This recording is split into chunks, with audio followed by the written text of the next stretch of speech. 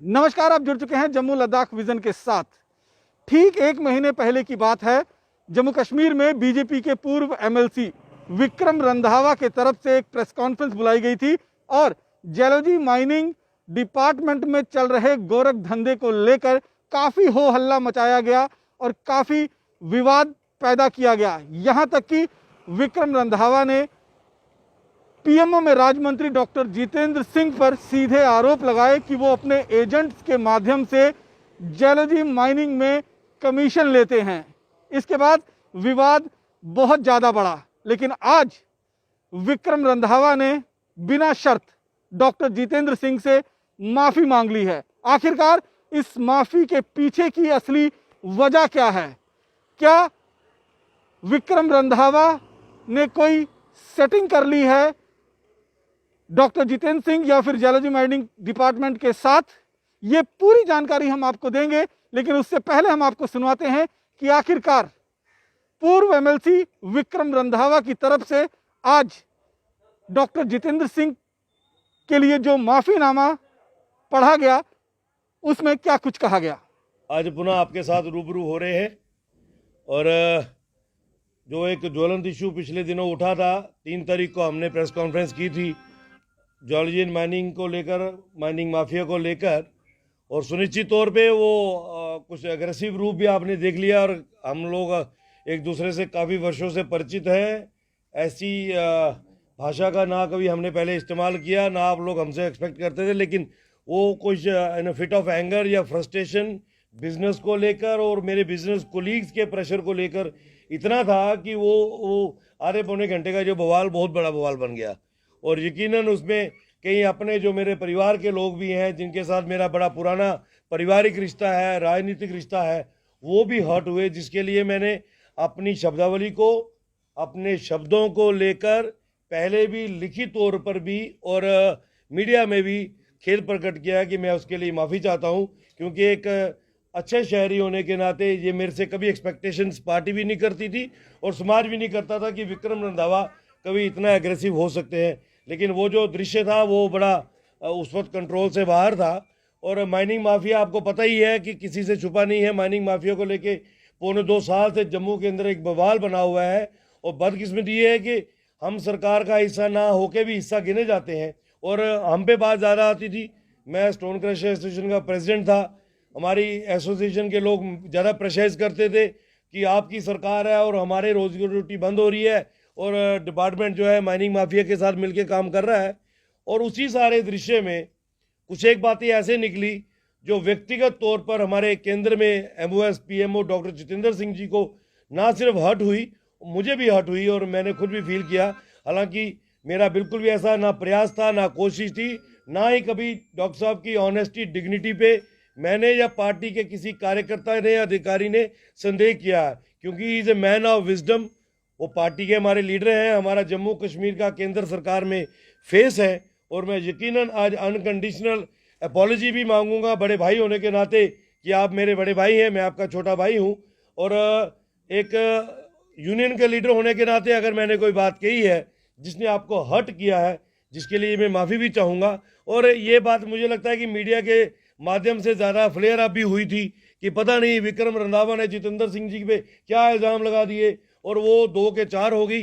तो मुझे लगता है कि अगर मैं आज लिखित तौर पे भी आपके समक्ष में कोई बात रखूं तो विक्रम रंधावा का सामाजिक और राजनीतिक तौर पे कोई कद कम नहीं हो जाएगा, ना मैं छोटा हो जाऊंगा।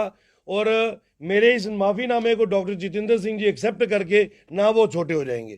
तो यकीनन मैं कुछ बातें कहना चाहूँगा जो आपके माध्यम से आए। The allegations made by me against doctor Jitendra Singh ji during the press conference on 3rd May, which were absolutely false, क्योंकि मेरे तक वो बातें पहुंचाई गई और किसने पहुंचाई थी उसका भी नाम आपके सामने मैं उजागर कर चुका हूं। यकीनन मिसगाइड हो गए थे, फिट ऑफ एंगर था, फ्रस्ट्रेशन थी और जब गुस्सा सामने था तो लग रहा था कि कहीं यही लोग ना जिम्मेवार हों। और वो जो एलिगेशंस थी अनवेरीफाइड थी। However, after I verified through my sources, I realized that these allegations are absolutely false and baseless, Hence, I have no evidence to prove the charges made by me against Dr. Jitendra Singh Ji. I therefore tender my unconditional apology for having made these allegations and apologize personally to Dr. Jitendra Singh Ji and his family for hurting their feelings, as I am also part of their family.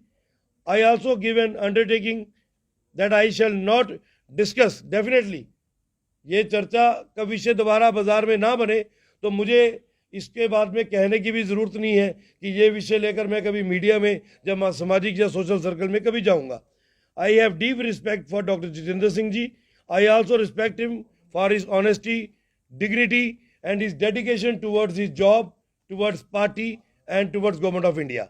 इसके अलावा यकीनन मित्रों, आपको भी स्पष्ट हो चुका होगा कि हमारा जो कहना है वो बड़ा स्पष्ट है कि डॉक्टर जितेंद्र सिंह जी पे जो एलिगेशन हमने सीधा भी कहा था कि वो कहीं पर भी इन्वॉल्व नहीं है, लेकिन अगर कुछ था, there was some fishy that has not come out. तो मेरा आज इतना ही आपसे कहना था.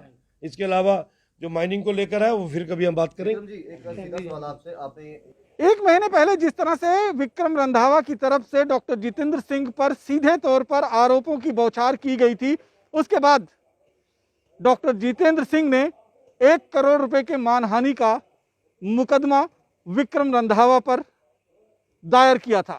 क्या विक्रम रंधावा उस मुकदमे से डर गए हैं, या फिर विक्रम रंधावा ने जलौजी माइनिंग डिपार्टमेंट की तरफ से जो करीबन 95 से 97 लाख के बीच उन पर पेनल्टी लगाई गई थी, उसमें कोई समझौता कर लिया है? क्या डिपार्टमेंट के साथ कोई सेटिंग हो गई है, या फिर डॉक्टर जितेंद्र सिंह के कहने पर सीधे तौर पर उनका जो पेनल्टी थी उसे माफ कर दिया गया है? ये वो सब सवाल हैं जो आज हम विक्रम रंधावा से पूछना चाहते थे, लेकिन विक्रम रंधावा ने आज अपना एक पढ़ा पढ़ाया, लिखा लिखाया बयान पढ़ा, बिना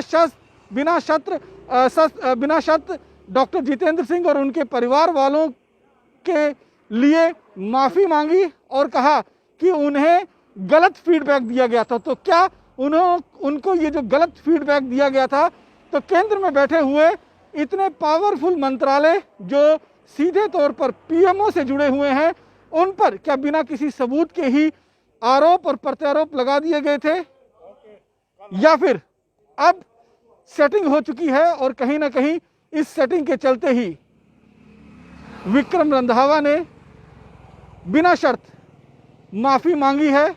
न केवल माफ़ी मांगी है, बल्कि ये भी कहा है कि उनकी तरफ से जो आरोप लगाए गए थे वो सरासर निराधार थे और सरासर गलत थे. डॉक्टर जितेंद्र सिंह की तरफ से कोई भी इस तरह से कमीशन लेने की बात जो है वो सामने नहीं आई है, और कुछ लोगों ने उन्हें गलत फीडबैक दिया था, और बिजनेस में जो उन्हें घाटा हो रहा था उसको लेकर कहीं ना कहीं उनके मन में बहुत कुछ चल रहा था, और उसी को देखते हुए उन्होंने सीधे तौर पर ये आरोप जो हैं वो डॉक्टर जितेंद्र सिंह पर लगा दिए थे. लेकिन आज जो सवाल खड़े हो रहे हैं कि उस वक्त विक्रम रंधावा सच बोल रहे थे, या फिर आज उस सच पर पर्दा डालने की कोशिश की जा रही है.